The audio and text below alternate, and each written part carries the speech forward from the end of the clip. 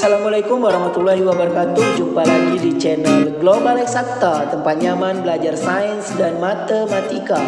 Adik-adik, kali ini saya akan mengajak adik-adik untuk mempelajari tentang pembahasan soal KSN, Kompetisi Sains Nasional IPA SMP, khususnya soal asli OSN IPA Biologi SMP. Jangan kemana-mana, tetaplah bersama kami sampai habis.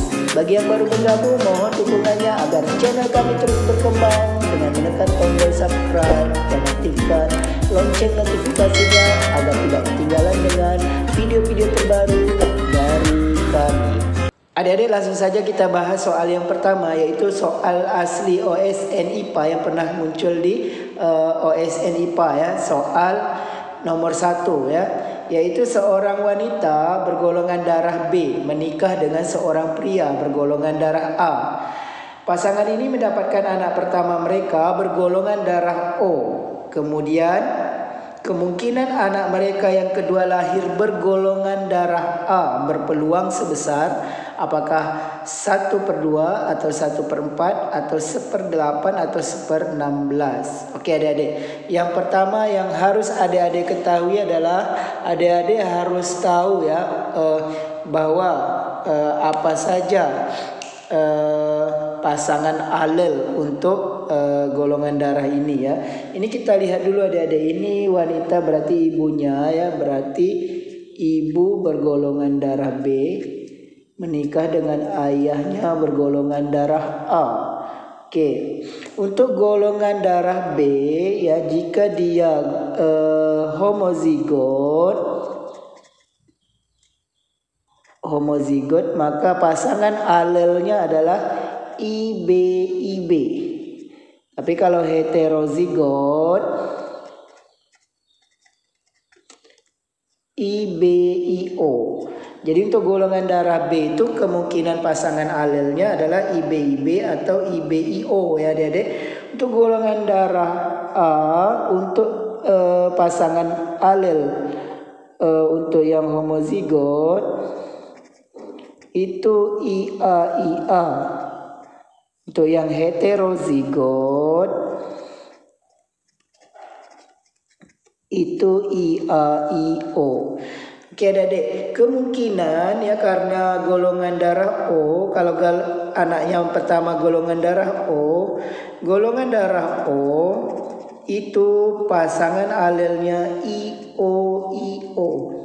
Oke adik-adik, ini sudah pasti ya dapat kita simpulkan bahwa ibunya adalah golongan darah B heterozigot dan ayahnya golongan darah A heterozigot. Oke adik-adik, karena nanti akan muncul IO apabila ada O di sini dan O di sini.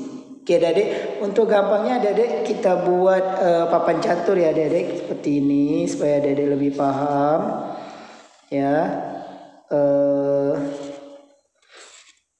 Seperti ini ya adik-adik. Oke, ini kita bikin atasnya ibu, di sininya ayah ya. Ibunya tadi bergolongan darah B yang kemungkinan IBIO ya, kemungkinan besar ya, karena akan menghasilkan anak pertama bergolongan darah O. Ayahnya bergolongan darah A, pasangan alelnya IAIO.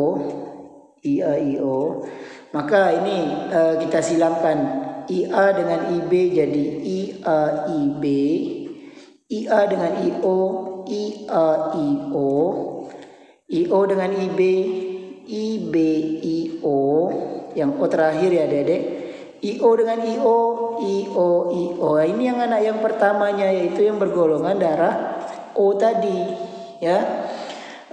Kemungkinan ini anaknya juga bisa jadi bergolongan darah AB ya, IAIB ini golongan darah AB, sedangkan IAIO ini adalah heterozigot untuk golongan darah A. Ini golongan darah B heterozigot juga ya, heterozigot untuk golongan darah B. Jadi ada 4 bagian ya. Jadi yang kemungkinan anak mereka yang kedua lahir bergolongan darah A ya, ini satu bagian ini, 1 dari 4. 4. Jadi jawabannya 1/4. Jawabannya B. Seperti itu adik-adik. Oke adik-adik, kita lanjut soal yang kedua. Unit struktural terkecil dari suatu makhluk hidup adalah apakah A. jaringan, B. organ, C. sel, D. sistem organ. Adik-adik, kita tahu urutan struktur makhluk hidup itu dari yang terkecil sampai yang terbesar. Dia dikatakan makhluk hidup apabila dia merupakan sel ya. Satu buah sel disebut makhluk hidup ya. Sel, setelah sel jaringan. Setelah jaringan organ, setelah organ sistem organ. Ya, setelah sistem organ baru organisme ya. Jadi yang paling kecil sekali sel ya. Jawabannya C. Oke adik-adik, lanjut ke soal yang ketiga. Peristiwa terperangkapnya panas matahari di lapisan bumi sehingga suhu bumi meningkat dikenal dengan istilah. Oke adik-adik, matahari ya ketika bersinar akan sampai ke bumi dan dipantulkan oleh bumi. Oke, pantulan panas sinar matahari ini diperangkap oleh gas-gas ya, salah satunya gas CO2 dan lain-lainnya ya, yang disebut gas-gas rumah kaca. Kemudian panas ini dipantulkan kembali ke bumi sehingga bumi terasa hangat pada malam hari.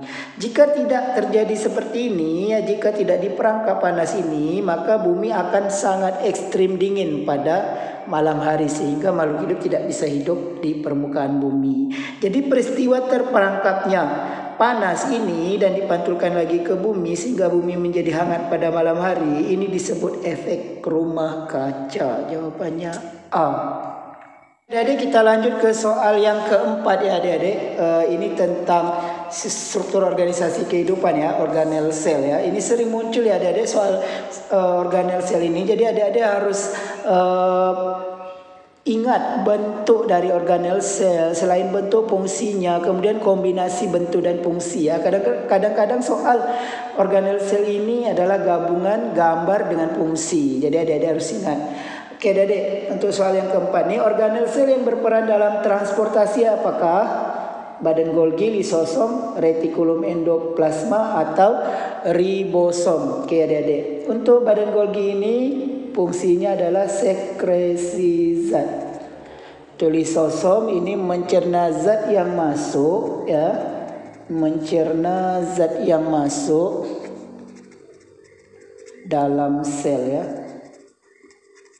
Untuk ribosom ini sintesis protein.